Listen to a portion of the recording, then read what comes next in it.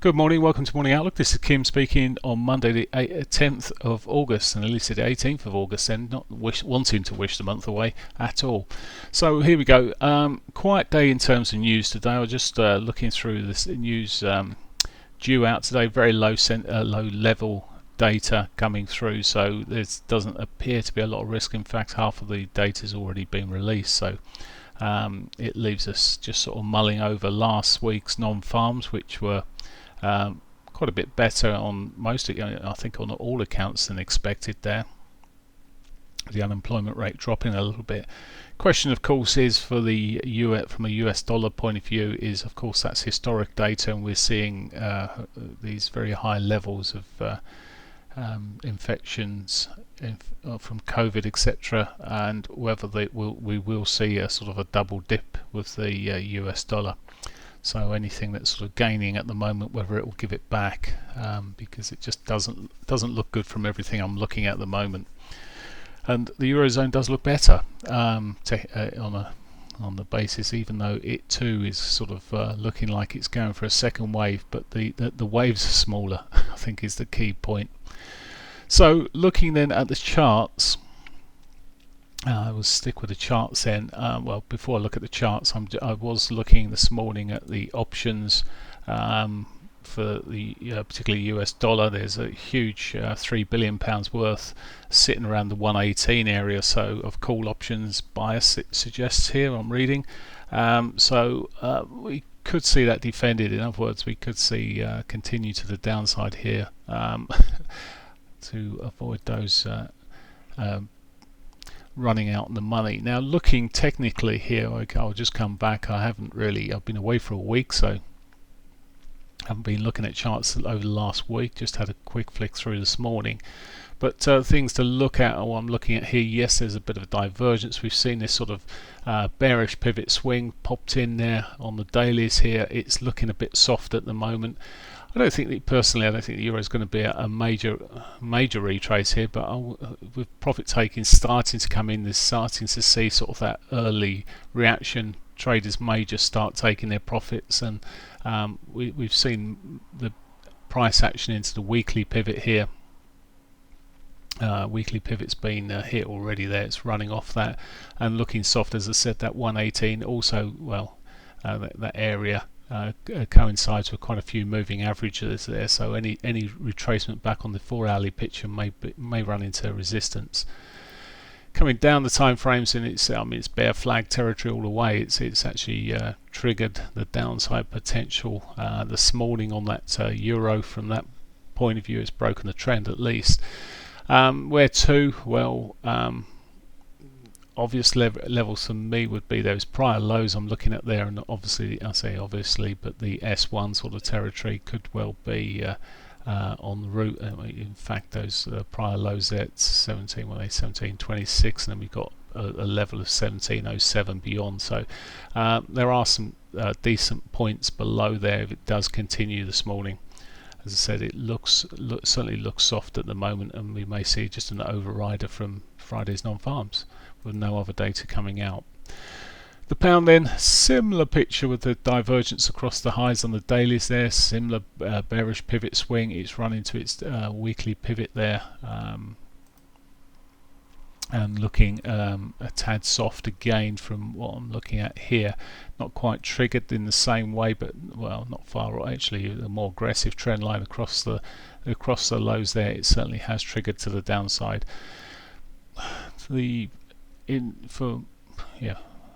really could just continue to that downside. For me, if it starts turning around, it breaks the highs here, well then I become a bit more bullish. I think the pound may escape some of this selling. It's not pushed up the same way as the euro has. We'll see, but it's been holding its own quite well. But for now, it's certainly in that short zone, and if it continues in this mode again, I would be looking back to these sort of prior low sort of area, that S1 area. If it continues in that road, we'll see what happens post 8 o'clock. But the moment does look soft. Dollar yen, well, this is quite a reversal, quite a move. And last week, it's again getting into these sort of tight sort of areas. It's not really moved too much at all over most of last week, quite flattish looking.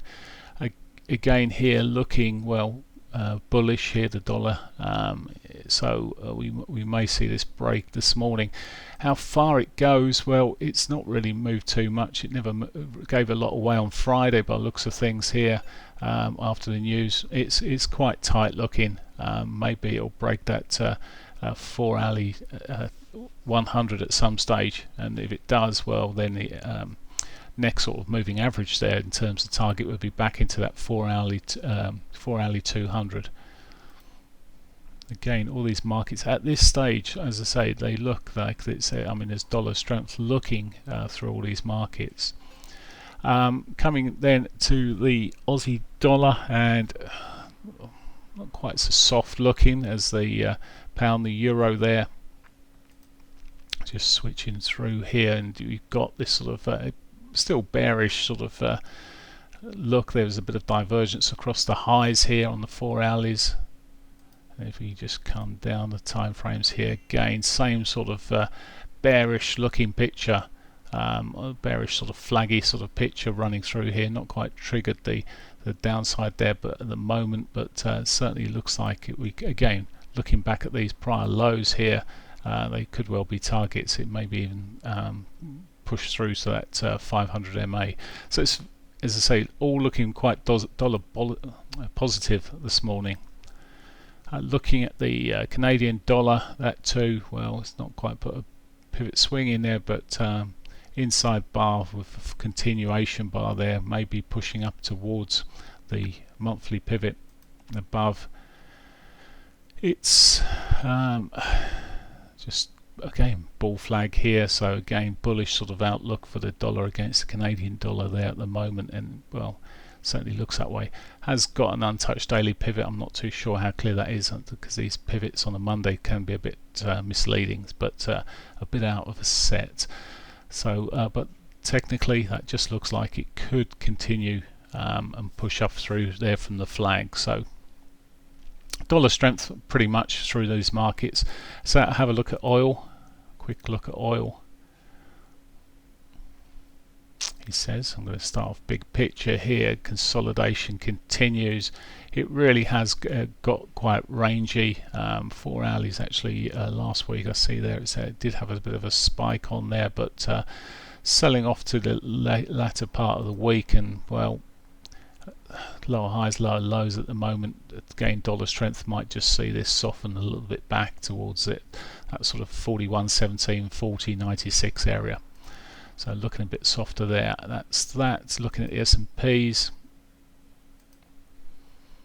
S&Ps continue their path upwards. Fridays wasn't really that convincing. Just looking at some of these bars now, getting very small, very much tighter days, which may just be a term of consolidation. Just looking 4 hourlies, we've seen this little pop up here and softening a little bit, but really I think it's not one to stand in front of, and potentially if it gives an opportunity back into a key moving average, maybe 34, the 21.34 may eventually get the bounce there. We'll see. I'll watch that later. Gold seems to be on the tip of everyone's tongue. There we go. So gold put a bearish engulfing, a bearish reversal day there, key reversal day, put a new high in, put a low in, engulfed the previous day, bearish engulfing or key reversal bar as it may be known. Looking at a little bit softer there at this stage, but would you want to bet against it? No, I wouldn't.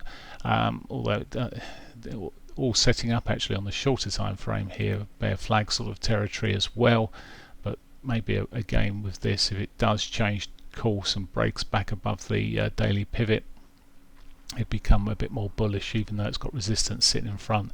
For now though, again, as I say, looking at a tad on the bearish side there, for now at least. Okay, that's pretty much it for me for the morning outlook. Have a good day. Bye for now.